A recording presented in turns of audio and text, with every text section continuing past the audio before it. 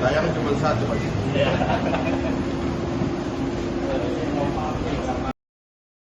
Syedaralon Wakil Ketua Umum Partai Gelora Indonesia Fahri Hamzah berkunjung ke kantor Serambi Indonesia pada Minggu 17 September 2023. Kedatangan Fahri Hamzah disambut langsung oleh pemimpin redaksi Serambi Indonesia Zainal Arifin M. Nur, manajer produksi Said Kamaruzzaman, dan redaktur politik Mas Rizal. Fahri Hamzah sendiri datang didampingi oleh pengurus DPW Partai Gelora Indonesia Aceh. Dalam pertemuan itu, Fahri menyampaikan hal yang mengejutkan.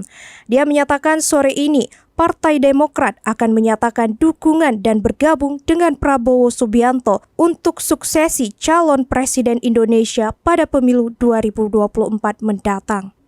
Terkait Pilpres, alhamdulillah kami sudah mengumumkan Pak Prabowo.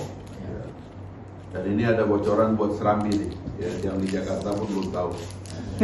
Sore ini Partai Demokrat menyatakan bergabung dengan Pak Prabowo.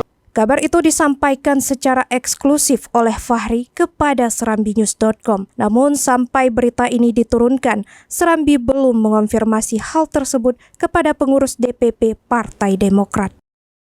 Dari Banda Aceh, Suburdani, serambinews.com.